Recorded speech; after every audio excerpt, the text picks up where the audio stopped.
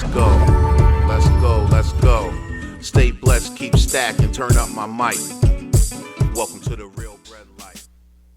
Your best way to look at it is, first of all, when you're looking to buy a route and you ride, like in the last episode that we had, I suggested people you ride that route with the people that have it. Go out before you even ride with him, see how he runs every day. Right. Then take an opportunity, if you like what you see, run with him, see what it is. The numbers that business is based upon, that particular route, those aren't numbers that come from us. Those Right. are numbers that come from the company. Yeah. So, you know, you ride with this guy this one day, and let's, again, make up math. He did 15,000 for the week. Well, look at his 52-week average, and that comes from the company. Those are actual real numbers, because this is a sales business, and you're going to have, like, we are approaching very shortly a very down time of the year. It's right before taxes, you know what I mean, before a new holiday. Just an odd time of year where our sales are going to dip a little bit. So when you buy one of these businesses and you get the paperwork from the company, no matter what company it is, Flowers, Beanbo, Pepperidge Farm, Martin's, you name it, everybody does the same way. You're going to get a 52-week average from the company, and that is exactly what it sounds like. If he says he does $13,000 a week in sales at the person you're buying a route from, well, you'll find out, because that paperwork is going to have a 52-week breakdown of per store, what it does. At the end of the 52 weeks, this is what he averages. So some weeks he could do 14,000, some weeks he can do 17,000, some weeks he can do 8,000, 9,000. Right. I always tell everybody, it's not a race, it's a marathon. It's a 52-week gig. You know? It's a 52-week marathon, and for the person that's buying, looking at those averages and looking at those weeks, pay attention to when those dips are. Absolutely. So, you know, you just know how to structure. And most of the time, like most of us that do this and there's somebody, like, let's say I want to sell tomorrow, right? And I got a buyer. I have no reason not to disclose everything to you. Listen, February, take some time off because we're not selling anything. You know what I mean? Or, you know what I mean? That's the way it is, and that's the way it should be. And there's so many different factors people don't realize, and not just bread, just food in general. There's so many different factors that make up what your business will do per week. So for the Northeast, in the wintertime, when we get a snowstorm, you can't put enough bread on the shelf, right? Yeah. And everybody's got to know that from the Northeast. You hear a foot of snow, you hear nor'easter on the news. That's the best word in the bread world. Nor'easter. Love it. You know, I mean, just hype it up. You know, so, 'cause everybody runs to the store. First things they're getting: bread, milk, right? Eggs, chips. And then they all go home, right?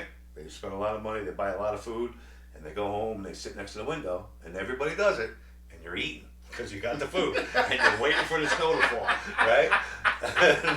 And then once the snow does fall and people can get out, well, you ate all your food, so now you're gonna go back, right? And you gotta reload. I mean, it's a beautiful thing, you know. But it also has, you know, a lot of different. Like if you say the South, for instance, depending on like where the South, like so, let's say Florida.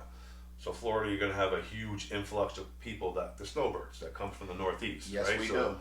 A lot of times down south, your numbers are super strong from whatever, September to end of April, right? Yeah. And then it might slow down a little bit because now all the snowbirds left and now all you have is locals. So you might take a little bit of a dip, you know? So depending on what area you're in, because here's the thing I'm going to say. When we go down there, and I'm sure you do too, I might get the Airbnb or I'm in the condo I'm renting, or if I'm in my friend's house, whatever. Now we got to go shopping. And 100%. That's all the time in your Floridas, your Virginias, your North Carolina, your South Carolinas, because those vacation spots, wherever people are, even if you're in a hotel room, you're going shopping and you're getting bread to make sandwiches all day. Especially if you're doing a coastline and let's say you have kids like we. Yeah. I mean, that's the cheapest way we're just talking about. It's the cheapest way to bring your family out. Bring them to the beach. You got a cooler. First thing you need bread. Cold cuts, peanut butter, jelly, chips, you know, you're going to the store. That's what you do. But you know, it's all relevant, you know, to the area you're in. It is, and like again, in this business, no matter what company you work for, we all have one thing in common: the business that you are buying is based on a 52-week period, and those numbers, they're true numbers. The company doesn't have anything to gain by trying to skew numbers. You know what I'm saying? So they are legit 52-week numbers, and this way, when everybody goes into a closing, it's all out in the open. You know what I mean? So, yeah, and I don't think a lot of people that are interested in the route or want to get into the business realize it's an actual closing, because it's a note that's just as big as your house or your sometimes vehicle. larger. Sometimes larger than your house. And the difference is, it's not a 30-year mortgage. No. You have a 5, 7, or 10-year option. Right. So whatever this business is, and they're basing it off of the numbers that the route is doing. So it's up to you to make it do those numbers, maintain the numbers that you bought it at, or make them bigger. Without a doubt. Like when you buy the route, obviously your first goal is to maintain, at minimum, the numbers of the business that you purchased. But your overall goal, no matter who you are, as you own the business, you want to grow those numbers. The more you do in volume, the more money you're going to make. It's a pretty simple concept. Should you wait for the company to offer you, or do you think it's good for guys to go out and shop in their area? You know what I mean? Of different businesses, and how's that work? What do you mean? Like I know for different companies. Yeah, like convalescent home or you know what I mean, mom and pops or little markets that might be dealing with someone else and your company's not in there. Oh, so in other words, when you buy a business, if you were looking to grow the business by going into accounts that you... Because I know it's area. Yeah. So no matter what, if you get into the independent end of this business, you're buying a territory. Yeah. So anything within that territory that you purchased and are running already obviously belongs to you. But if there is bodegas or restaurants or hospitals that we aren't in, why not try to get into it? If you have the time, one, and you have the products that they're looking for, a lot of times you could just walk into a place and just have an impeccable time. Maybe they're not happy with the people that they get the bread from. Right. A lot of times people think that these restaurants and smaller bodegas, they're all about pricing, which a lot of them are. Mm-hmm. But if you're unhappy with somebody, because we don't control pricing, pricing comes out of the computer. So if you're unhappy with who you have servicing you now, and let's say your white bread is, 2 cents more, 3 cents more at wholesale level than the guy they already have, if they're not happy with them, they're not going to think twice about paying an extra little bit to have better service. Just, then when they order something, it's there.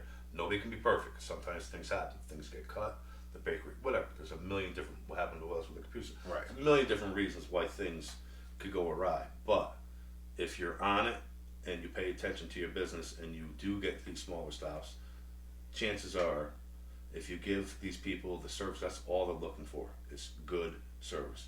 You give them the service, you'll be fine. Customer service. That's what it's all about. Like I tell people, if, for instance, like last week when we had some issues, so I got cut some product, right? And I needed it. There was no question about it. But because you built up a relationship with those managers and you see them and say, hey, listen, man, you're going to be low on Bimbo white bread because it's getting cut. This is the issue that we're having. It's not a big deal. They're not going to like it, but they'll understand it. Your personality in this business can go a long, long way because it's all about impulse buying. Let's say they give you an authorization. Hey, Brandy, you know what? Why don't you put a little something over by the money's registers over here? Now think of yourself as a customer in that particular situation. So you walk in, you're in a hurry, you're just getting out of work, and your wife called and said, hey, grab a milk, grab this, grab that, grab some bread. So he grabbed the milk, he grabbed this, he grabbed that. He went to the register. He forgot about the bread. But now there's a little bread display right there. And to the person that forgot, they has to walk all the way to the other store. It's like a halo from God. Yeah, it's amazing. You know what I mean? Oh, there it is. Impulse buy, or just